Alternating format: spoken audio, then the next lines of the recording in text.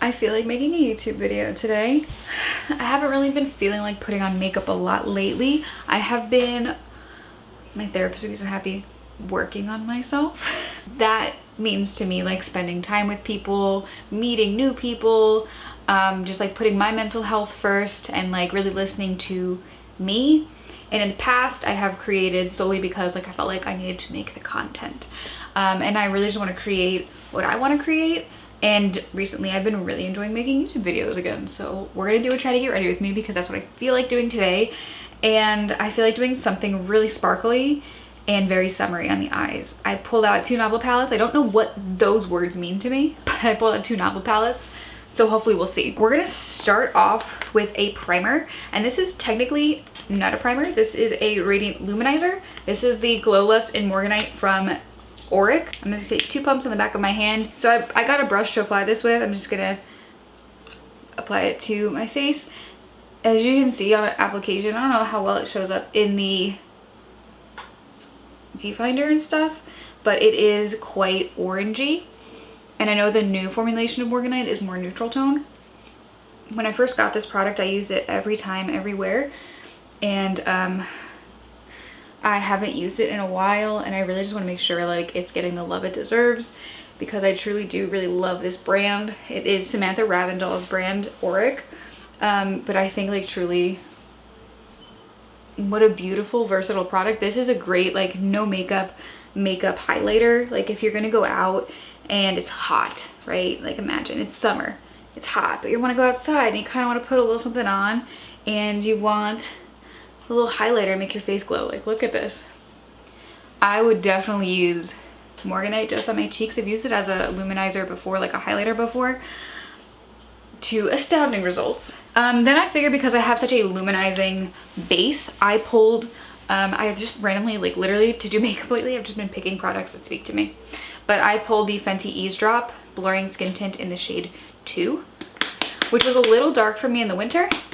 But I have been walking outside, a thing I like to do in the summer, and in general, but especially when it's like sunny out, is like walk everywhere. Like 10 miles a day, good. I love walking. I will make anywhere a walkable city, whether it's walkable technically or not. We're gonna start with small dots.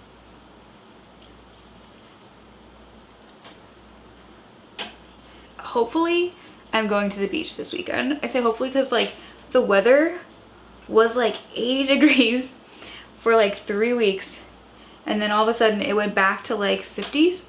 And so basically like obviously the climate is completely fucked in the world, and I just don't know when is like going to be a beach day because you can never tell until like the day before because of the climate. Make sure to elect politicians that actually care about the world that we live in, okay? I'm really excited for the rest of May because I'm going to see Paramore soon.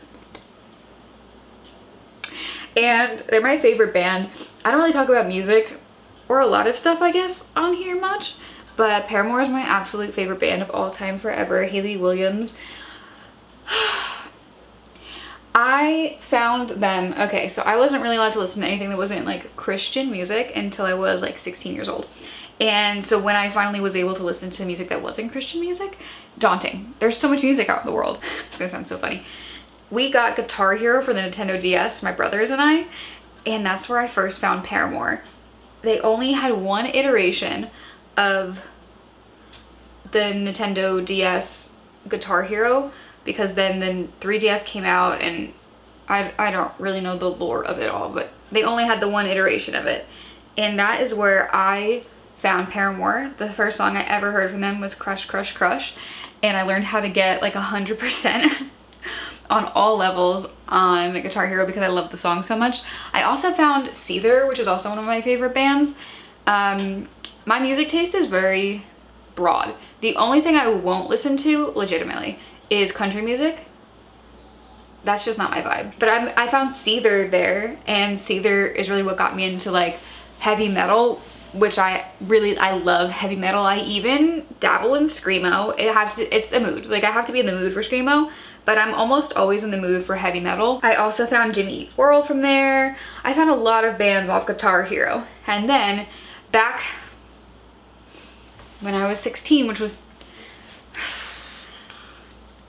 I realize like how much I've aged just by talking about the past, because I don't even think this exists anymore. But when I was little and I was learning to get into music, we had our local library, and I had a library card because I love reading.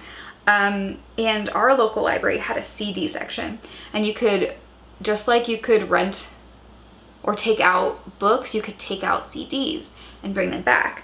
So I found a Paramore CD and I took it out and I ripped it. I ripped it onto my iPod, and that's how I got my first Paramore album, which was their first album, which is All We Know Is Falling. And I loved it so much, I bought myself an iTunes gift card and bought Riot for my phone. I'm sorry, for my iPod. It wasn't even a phone back then. And that's where I really started to find music. If I found a band that I liked a little bit, I would just rent out or like take out, I don't know how, like the proper English for this, but like all of their albums, and I would just like learn their music from an entire album. I don't really listen to music that way anymore, but that is how I found Tegan and Sara. I'd heard people in my high school like going on about Tegan and Sara, but I had never heard of them before. So I went to my local library. This is why we should fund libraries. I went to my local library and I found The Con from Tegan and Sara. And The Con it used to be my favorite album from them. I also was a very depressed kid, and it was one of those albums that I listened to when I felt very alone, and I felt much less alone when I listened to it. And between Paramore and Tegan and Sara, I became like an emo kid. Like, I really enjoyed quote unquote emo music, alternative, more sad music. You know, when you're coming of age, when you're growing up in the world, and I know, you know, especially when I grew up, which is like the internet was just taking hold. Things were like rapidly changing around me at all times. It was really nice to listen to music that reflected where I felt in the world, which was kind of lost and confused and upset and anxious. The world is a scary place, especially growing up, especially like, you know, I love my mom. We've talked about this many times. I love my mom. My mom was a very big like Christian woman. I went to church like 4 to 5 days a week. You may think that's dramatic, and I'm thinking back like, did I? But we used to have Bible study on Tuesdays. The kids had a special thing on Wednesdays. I had handbell practice on Thursdays, and then sometimes we would just go to church on Fridays plus Sundays.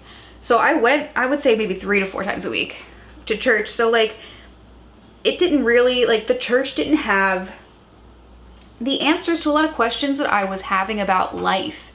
But music did. Music resonated with me, and like specifically emo music resonated with me. I went to a performing arts high school, and when I got into that high school, it was a county school. So all of the people I had ever known in my life, not that I really liked them because they bullied me relentlessly, but everybody I had known and gone to school with went to a different school, and I got accepted into a magnet school, a county school, and I was brand new. And it was the most jarring experience. On top of that, my best friend at the time had moved away, and trying to find yourself when you don't have anybody is really hard. And it was a culture shock for like a million different reasons, but it was hard to find my footing at that time. You're in puberty, you don't understand what's happening, you're starting to like understand the world around you in a way you've never been conscious of it before. I grew up in a bubble, and my bubble was burst, and I was really depressed. Long story short, I didn't even know what the term depression was, but I was depressed. So music was there to make me feel like I wasn't so alone. Like someone out there also understood what I was going through and how like tumultuous the world it was, and how scary it is changing and growing into yourself. We talk a lot about like adulthood, because adulthood is a big thing. And it's very hard to become an adult. It's a very scary thing to become an adult, because it's completely different than anything you've ever had to do before. You're on your own, you're paying bills, you're getting a job, things that like humans were not necessarily made to do with their lives. You're made to be a child. You're made to explore. You're made to just experience life and all of its beauty. And you've done that for years of your life and blissfully ignorant of the world around you.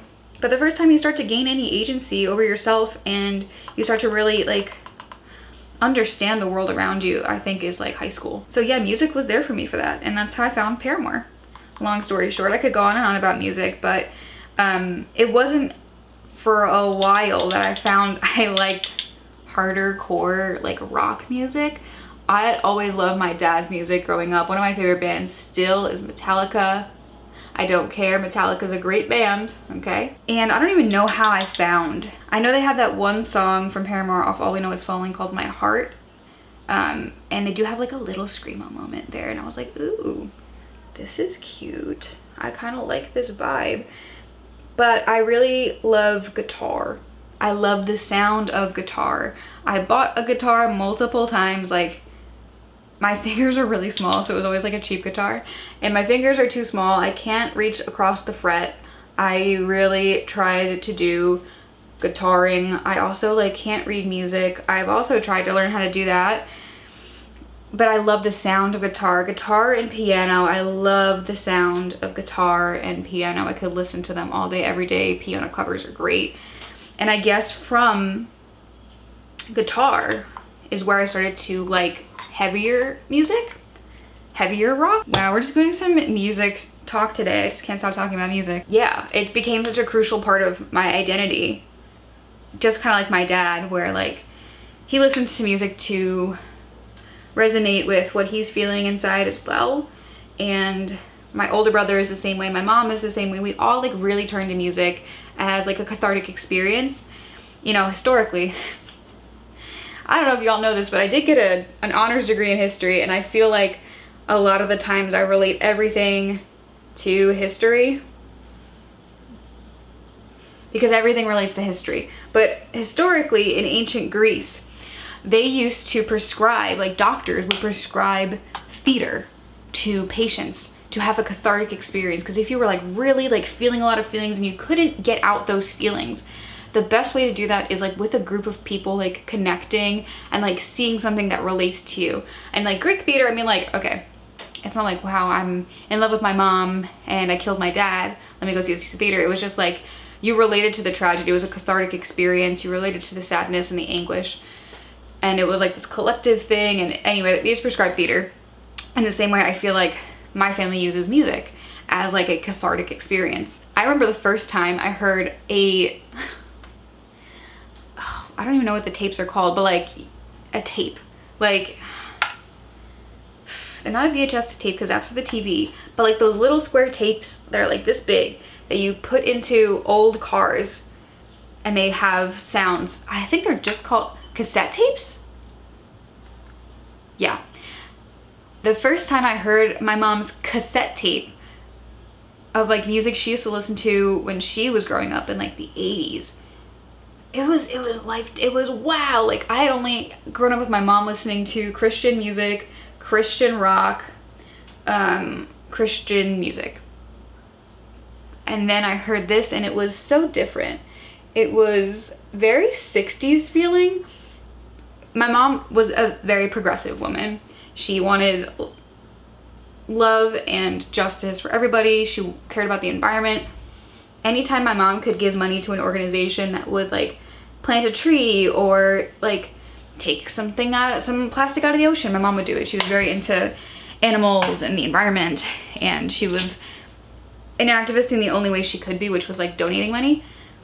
And I like heard that in the music she listened to. One of her favorite artists was Jim Croce. I remember the first time I heard Jim Croce, he was a little country for me. But yeah, when I heard my mom's like her music for the first time that she actually like listened to when she was a kid, it was so cool. It was like I saw a different side of her, because I had always thought of her as like, I literally used to call her when I was younger like a Jesus freak. Like she was very into religion, and like learning more about her childhood as I grew up, I understand why she turned to religion and like so devoutly turned to religion. But when I was a kid, I didn't know. So it was like I finally got to see a new side of my mom. I also learned one of my mom's favorite singers was Carole King, specifically the Tapestry album. So when Carole King was on Broadway, beautiful, pre-pandemic, it was like, now it's closing, and I had wanted to go see it with my mom for a long time, but I had just gotten out of a really bad relationship, and so I felt like this was the time. So mom was like, let's buy tickets, let's go see Beautiful.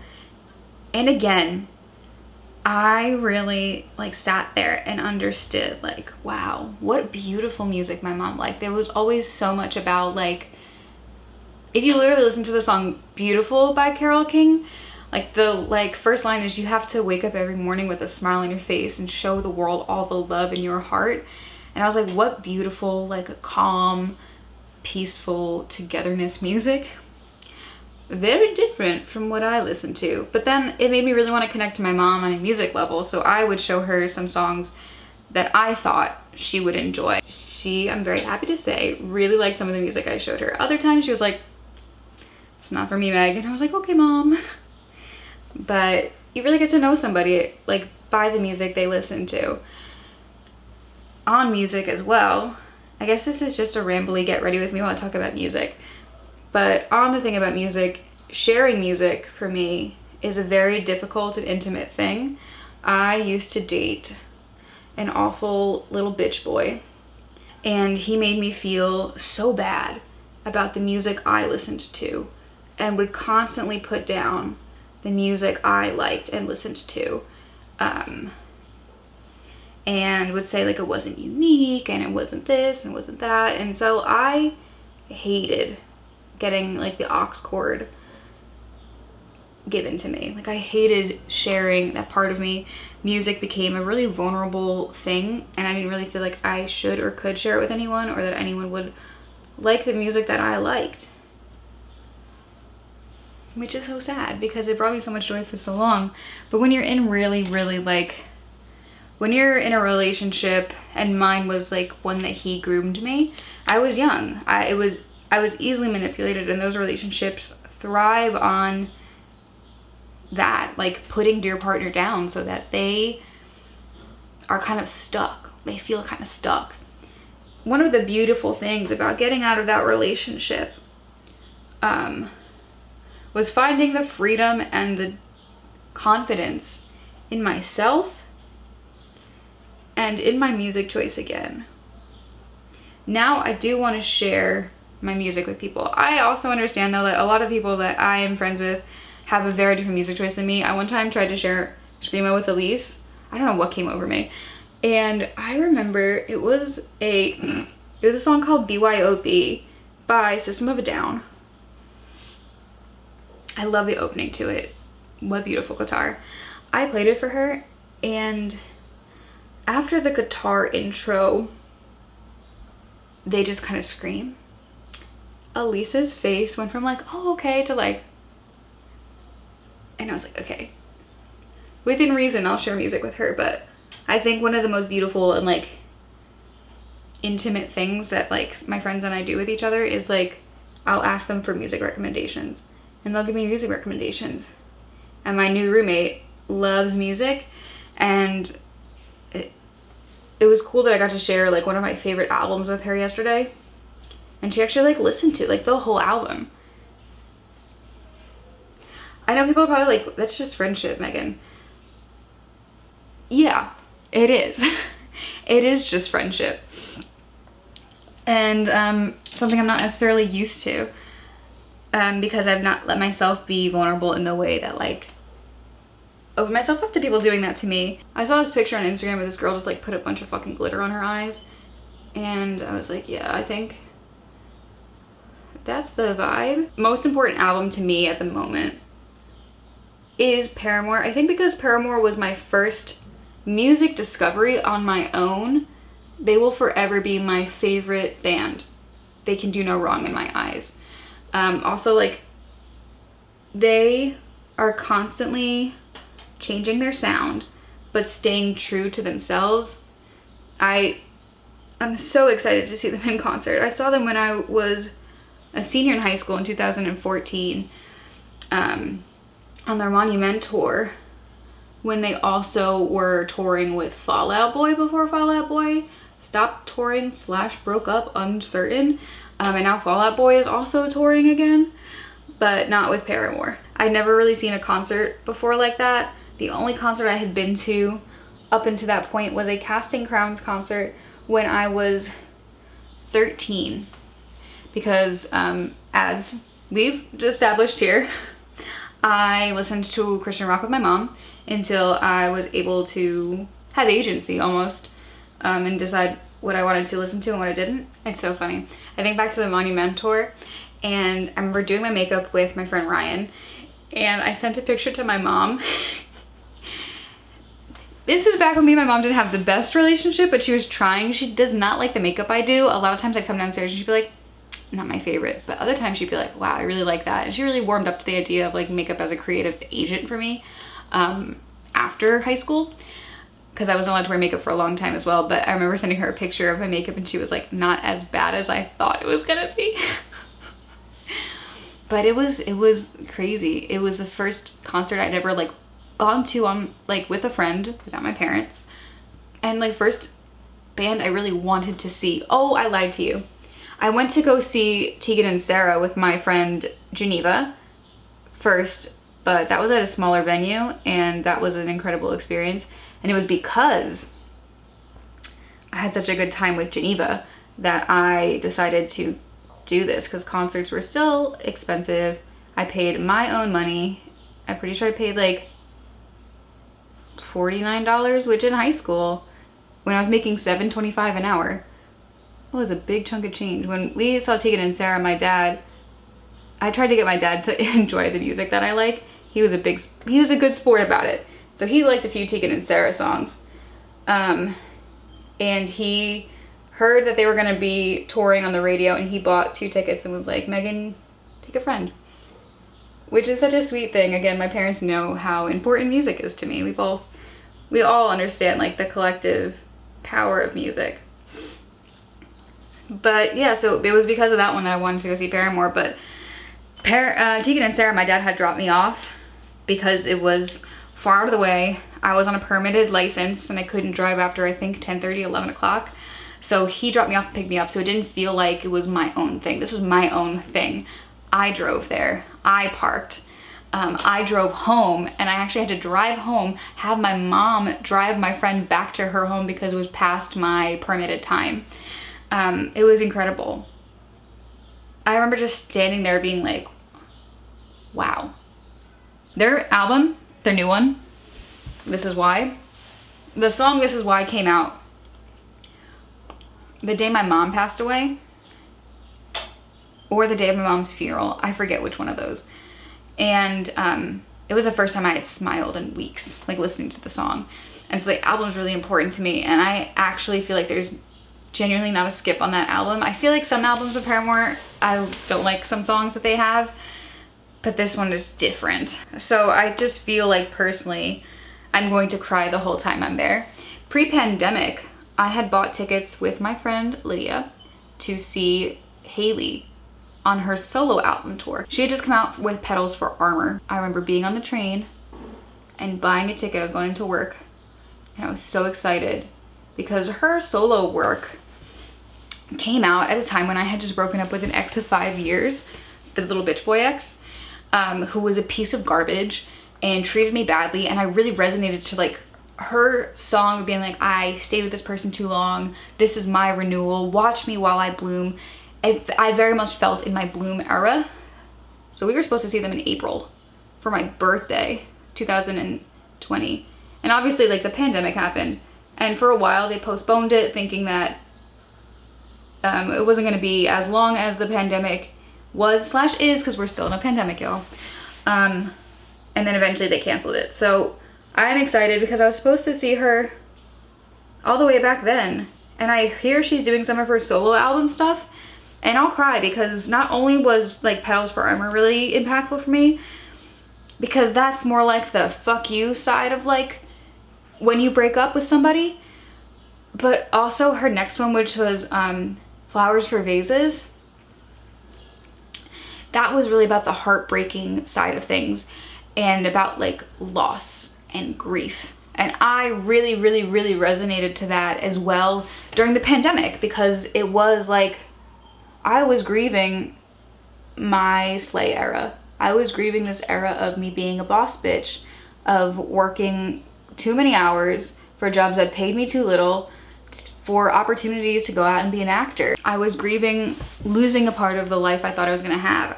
I was actually getting callbacks pre-pandemic. Like I was actually like going to class and putting in the work, and like I was gonna be in my first equity staged reading as a speaking role. And that was all taken from me. And also, I resonated to her grief in that I had never really grieved my relationship with Little Bitch Boy. As you should with everything, even relationships that are awful and terrible, where you've been cheated on and hurt.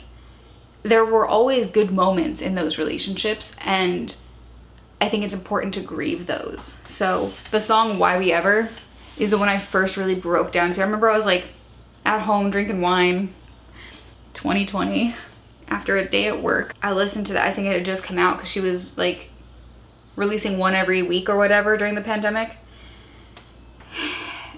And the line was like, I spent a weekend at home again, drawing circles on the floor, tried to keep myself from hurting. I don't know why anymore.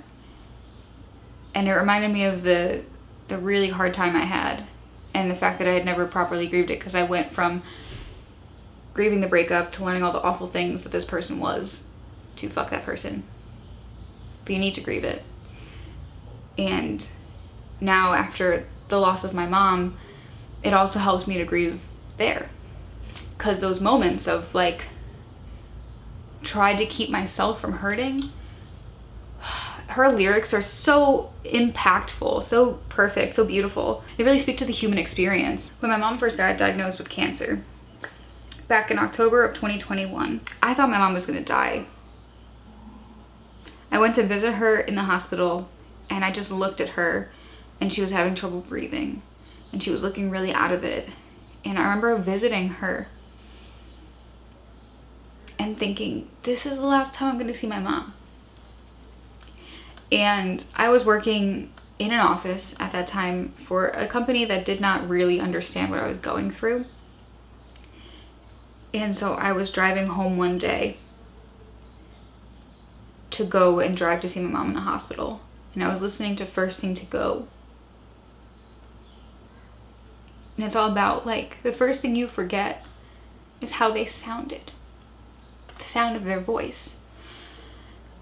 Even though you can hear it, it doesn't necessarily sound the same. And I was sobbing. I was crying on the parkway. Why am I driving on the parkway crying? Listening to this album after my mom passed is the first time I've like danced alone to music since my mom was diagnosed. So I'm very excited to see it.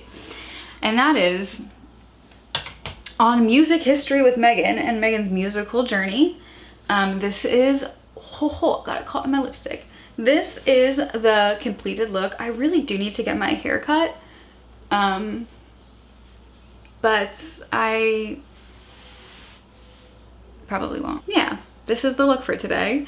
Thank you guys so much for watching. Leave some music suggestions down below. Let's all connect with music. I'm gonna give everyone one song I would love them to listen to from the new Paramore album. And I think it's gonna be Grave. The girls who get it, you know what I mean? All right, thank you guys so much for watching. Subscribe if you want to, and I'll see you in the next video. Bye, y'all.